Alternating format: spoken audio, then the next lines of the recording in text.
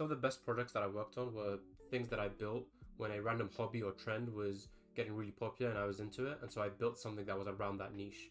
I think that's just a great way to approach projects, and because you don't really have to come up with any crazy idea, people are already talking about this new project, and you can just sort of take ideas of things that have happened in the past and build them out. By building a project around a trend, you can very quickly get users, and even if it's just a few people trying it out and enjoying your app, you can get a lot of feedback, and this makes a huge difference in motivation for building that project out. So I want to share a few stories of how this has worked out for me, and maybe this will give you some ideas of how you can do the same. And at the end, I'll give an example of some current trends that are going on that you can probably take part in and build projects around. So one of the earliest examples I can think of is back when Pokemon Go first dropped. Everyone was playing that game. I remember going out in the streets to the park, going to central London and just seeing everyone trying to catch Pokemon and take over gyms and so on. The game was really viral and a lot of people were playing it. And like I do with most games, I'm very obsessed with optimizing them and making sure I could level up my account the best and things like that. And what I found out is that some people were using bots to fake their GPS location and use that to be able to farm Pokemon and take over gyms without even having to leave their house. It's a bit stupid because the whole point of the game is that you go out to different places and do things, but some people still wanted to be able to do it from home and to be able to sort of speed up the process. I found out that these bots did exist, but they were kind of technical to set up. You need to be comfortable with using the terminal, you need to have Python installed, you need to know how to set up API keys. These are nothing crazy to do if you know a bit of coding, but most people will have zero experience with being able to run this stuff. So at the time, I actually just made a YouTube video explaining how to set up these bots. I didn't expect much, but because I was deep in the Reddit communities and social media for Pokemon Go, I shared this with a few people and it actually very quickly got over 30,000 views on my YouTube channel.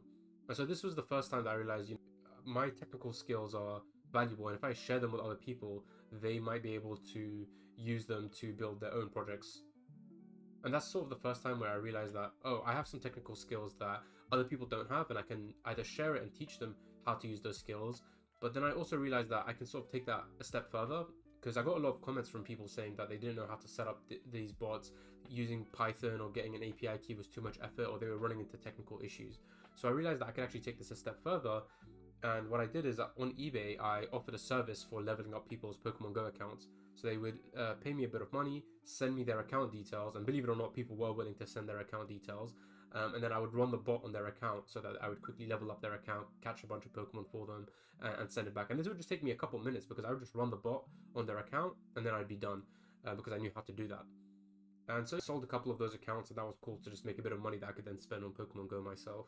The next example of that would be with Teamfight Tactics. So this is like game mode inside of League of Legends, and I was really early on with the community there. I played the game on the PBE beta servers, and at that time there were 12-hour queues for people just trying to get onto the server.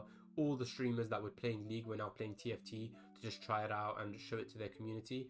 So there was a lot of hype around the game, and so everyone was also just a complete noob at the game. And so I built a very basic tool that would show you the items you had in the game and what items you could build. So it was kind of like a cheat sheet that was interactive because it was a website.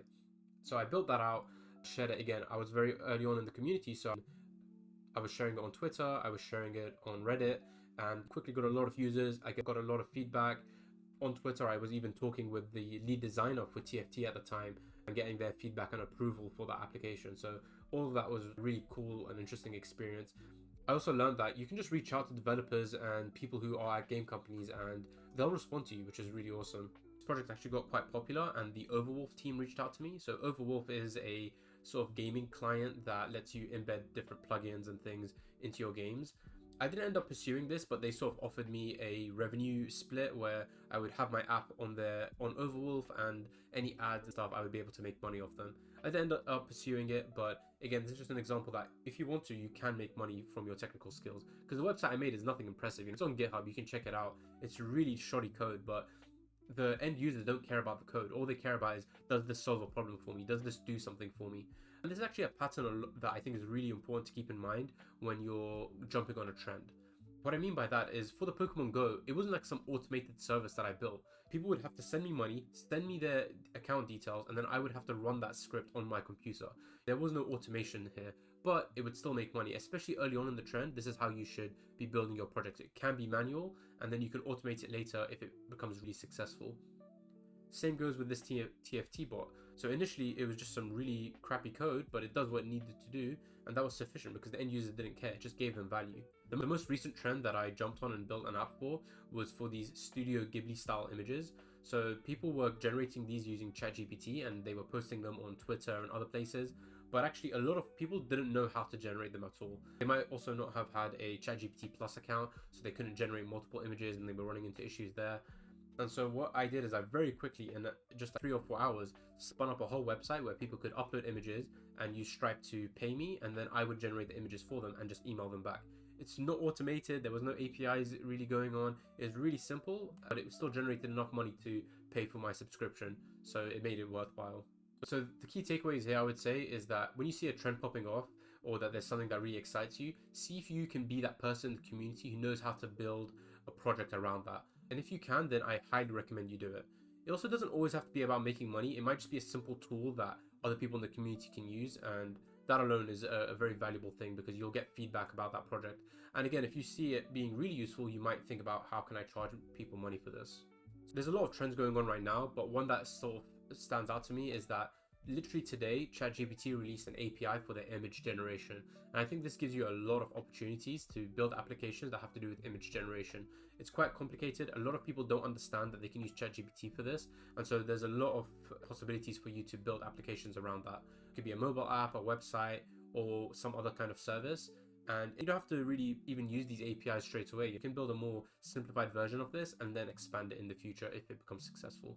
If you want any help with building these kind of projects, or you want feedback on your project, or you want to be held accountable, definitely check out the Discord server that we have.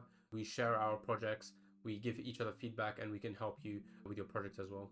If there are any communities you're in or trends that you're aware of and you think that they're sort of underserved and that you could build a project for it, definitely share those ideas in the comments and maybe join the Discord to build it out and get some feedback from everyone else there.